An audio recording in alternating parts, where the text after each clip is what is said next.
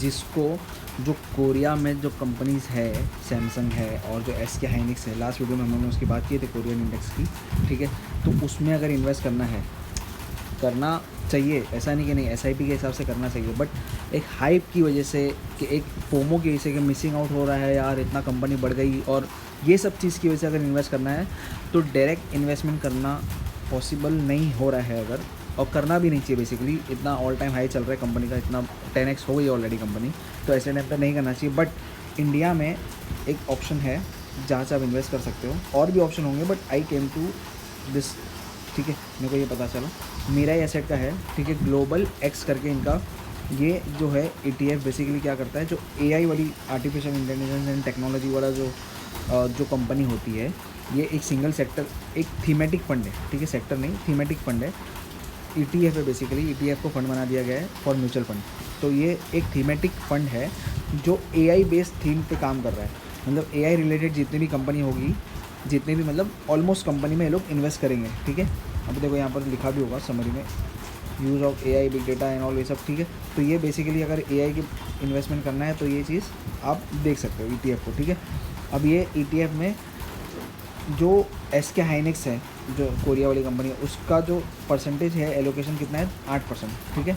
Same चीज़ जो Samsung है, जो बढ़ गया है ऑलमोस्ट 3-4x हो गया है, उसका एलोकेशन है 5%, मतलब नियरली 15%, ठीक है, ऑलमोस्ट 15%, 13% हो रहा है, बट कंसिडर करते हैं 15% ऑलमोस्ट इन्वेस्टमेंट ये दो कंपनी में हो गया फंड का। फिर उसके बाद भी जो कंपनीज है, जैसे माइक्रॉन है, उसके बाद जो कंपनीज है, सैमसंग है, ताइवान है, ये ताइवान वाली जो कंपनी है वो TSMC नहीं, TSM जो है, ये भी अच्छा खासा इसको रिटर्न्स मिला था लास्ट ईयर, मतलब ये भी 3-4x हो गई थी ऑलमोस्ट कंपनी, ठीक है। फिर ये भी अभी अटक गई है, एनवीडिया US वाली कंपनी। तो ये एक इंडेक्स है, it is a better option, because यहाँ पर जो कंपनी चल रही है वो हो सकता है रिप्लेस हो जाएगी, अगर कोई ख़राब करती है, या कोई जैसे कि 2000 में, सॉरी 1990 एंड 2000 में जो .com बबल आया था, राइट।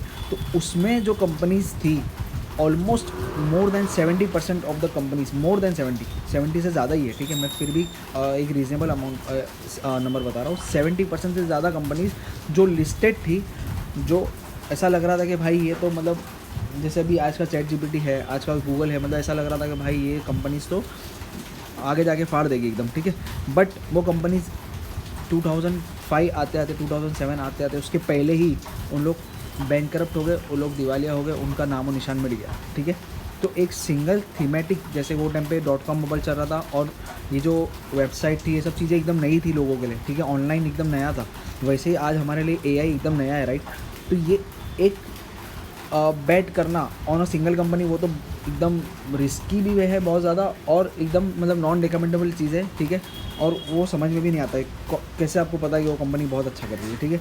तो इससे अच्छा है कि कोई ETF हो, कोई फंड हो, जो म्यूचुअल फंड हो, जो एक फ़ंड बना के in most of the companies जो AI से रिलेटेड है उसमें कर रहा है इन्वेस्ट। क्यों बता रहा हूँ ये चीज़, क्यों समझा रहा हूँ, क्योंकि अगर ये फंड, समझो एग्जांपल जो .com के टाइम पे हुआ था कि भाई 70%, more than 70% of the companies wipe out हो जाती है, ठीक है। जो अभी भी इसमें समझो ये इंडेक्स है, इतना लोग ने सिलेक्शन की है, उसमें से more than 70% companies wipe out हो जाती है, right. But because it is a fund, इसका पैसा डाइवर्सिफाई हो चुका है बहुत सारी कंपनीज़ में, ठीक है। तो बची जो 30% कंपनीज़, उन 30% कंपनीज़ को जो पैसा आहिस्ते आहिस्ते रिकवर होगा, फिर उसके बाद जो ये 70% कंपनीज चलेगी, उसके बाद और नई 70% आएगी, राइट, रिप्लेस होगी। तो वो जो कंपनी अच्छा करेगी तो हमारा फंड फिर रिकवर कर जाएगा, फिर अच्छा कर जाएगा, जो लॉस हुआ है वो फिर रिकवर हो जाएगा, और फिर और ऑल टाइम हाई बनेगा, तो और अच्छा हमारे को रिटर्न्स देखने मिलेगा, राइट। तो फंड्स के हिसाब से आप इन्वेस्टमेंट करो, अगर थीमेटिक भी कर रहे हो, कोई सिंगल कंपनी के ऊपर बैट करना मेरे हिसाब से तो सही नहीं है, बट आप अपने फाइनेंशियल एडवाइजर से कंसल्टेशन कर सकते हो। Thank you.